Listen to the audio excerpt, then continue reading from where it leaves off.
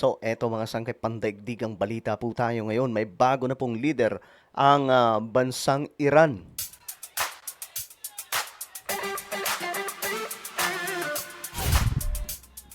So, uminit po ngayon ang ulo ni Donald Trump, no? Kasi nga po may sumabog na balita. At ang balitang ito, may bagong supreme leader na daw po ang Iran. So ngayon mga sangkay, ano ang gagawin ng Amerika at Israel sa bagong halal na pinuno nila? At sino ang taong ito? Pag-usapan po natin bago tayo magtuloy-tuloy. Sa mga hindi pa po dyan nakakapag-subscribe, makikita nyo po yung subscribe button sa baba ng video na to. I-click nyo lamang po yung subscribe, i-click ang bell, at i-click nyo po yung all. At syempre sa mga nanonood po sa Facebook, i-follow nyo po yung ating Facebook page. Okay, ito nga po mga sangkay ang update ngayon, no? Itong pangalawang anak daw po mga sangkay ng dating supreme leader ng Iran na kung saan pinatumba nga po ng Israel at Amerika. Ito po mga sangkay, siya daw po ngayon yung bagong pinuno. Nagulat po ang buong mundo mga sangkay. Pati yung Amerika. Ayan po, Iran names. Pinangalanan na po ng Iran ang kanilang supreme leader na bago na si Mujtaba Khamenei. Siya na po ngayon ang bagong upong supreme leader ng Persia o Iran, mga sangkay.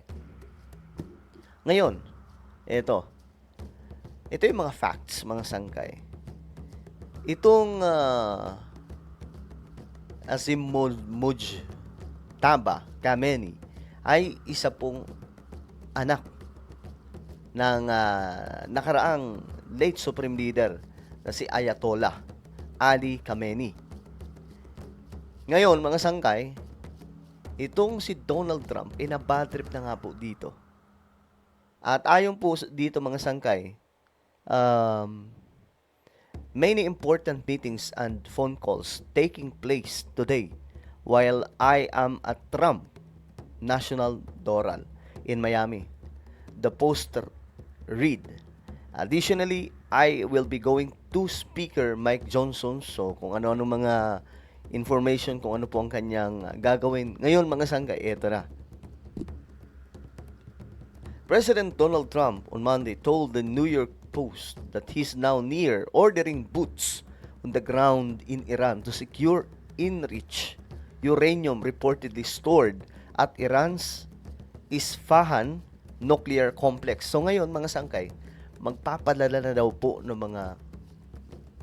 mga puwersang militar ang Amerika sa mismong lupain ng Iran. So hindi na po hindi na po ito pagkubkob gamit yung mga drone, 'di ba? Pagdating sa drone attack at kung ano-ano pa mga missile, mga sangkay. Of course, mayroon pa rin.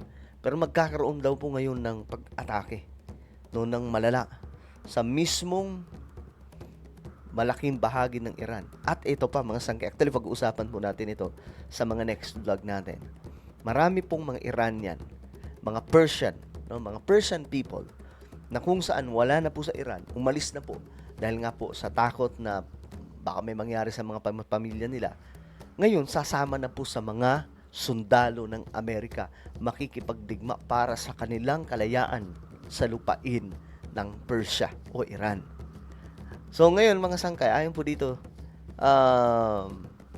and I would say, if we ever did that, Iran would be so decimated, they wouldn't be able to fight on the ground level. So kapag ganun daw mga sangkay na lusubin na daw po nila on the ground, mahihirapan na daw po mga sangkay itong Iran na pumalag. Okay? Mahihirapan na daw po sila mga sangkay na matalo ang Amerika o makapalag pa. So dito, Trump has also said that he was disappointed. Ito na mga sangkay. Disappointed daw po si Donald Trump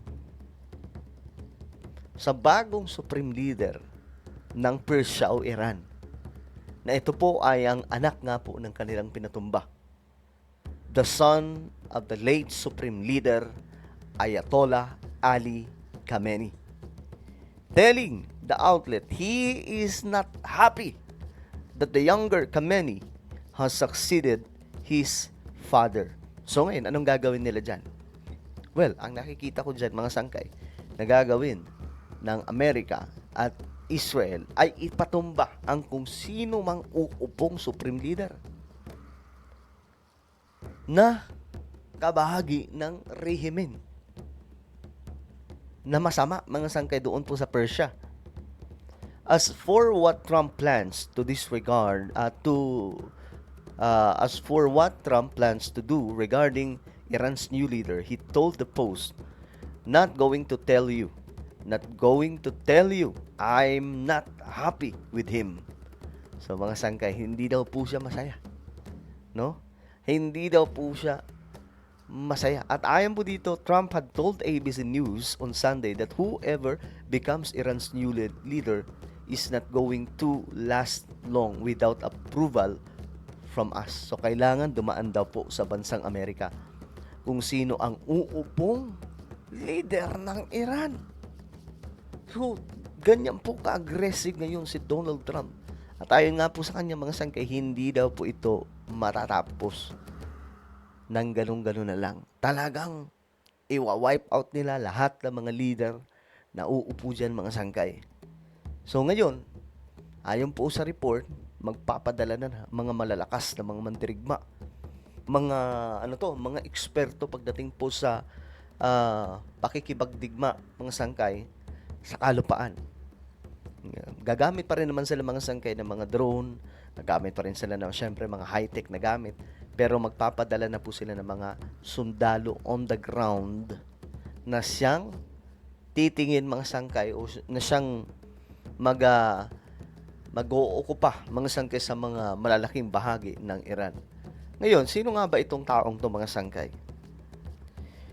Itong taong to, mga sangkay, syempre anak ng dating supreme leader.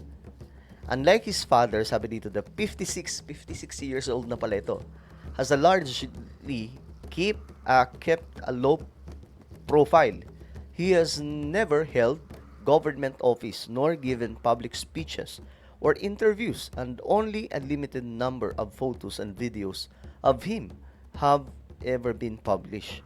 So siya po daw po, mga sangkay, itong taong to, hindi daw po ito, kumbaga, lagi po siyang low profile. Hindi daw po siya nakikita sa media. Halos wala daw po picture, walang video, mga sangkay, tungkol sa kanya. So, ibang-iba daw po ito kaysa sa kanyang ama. But for years,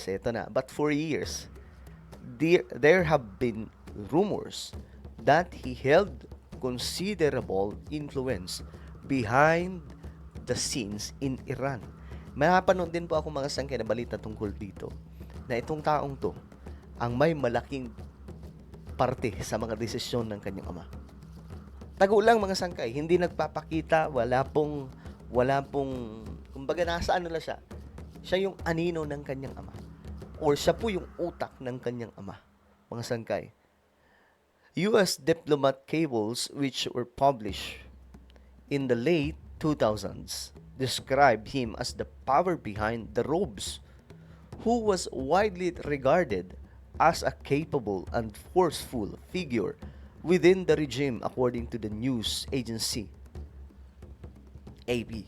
Ngayon, mga sangkay, ang taong ito, sinabi po dito na makapangyarihan. Siya daw po yung nasa likod ng lahat ng mga desisyon. Yun po yung kanilang sinasabi, mga sangkay. At mas delikado daw po kaysa sa kanyang ama. Yet his selection could still prove controversial. The Islamic Republic was founded in 1979 after the monarchy was overthrown. Ito nga po, mga sangkay. Ito yung kasaysayan na hindi po alam ng marami. Hindi naman po Islamic Republic talaga ang Persia o ang Iran.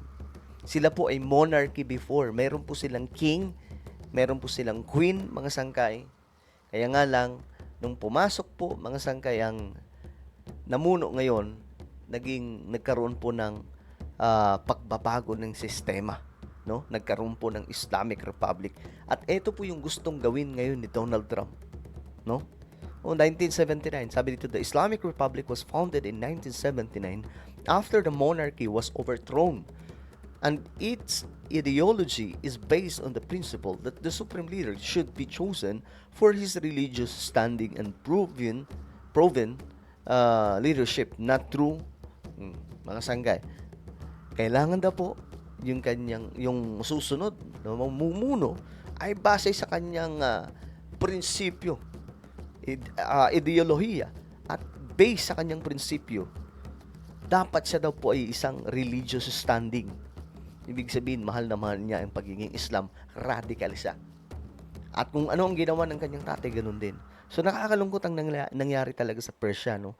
Ayan po, 1979, mga sangkay, nawala po ang monarchy. Yung dati, ewan ko ano na po nangyari. Kasi dati may hari po ito eh. At queen, ewan ko, andyan pa ba yung mga ano nila, mga, ano tawag dito, royal blood, royal family, o pati itong mga sangkay, pinatumba. Parang gusto ko tuloy i-research yan, no? Well, ano po ang inyong opinion, mga sangkay? Comment down below. Bagong leader po ito ng Iran. Ano sa tingin nyo ang gagawin ng Amerika sa kanya? At Israel. Meron mo tayong YouTube channel. Ito po ay Sangkay Revelation. Hanapin nyo po ito sa YouTube ngayon din. Kapag nakita nyo na, i-click nyo po yung subscribe, i-click ang bell, at i-click nyo po yung all. Ako na po ay magpapaalam. Mag-iingat pong lahat. God bless everyone.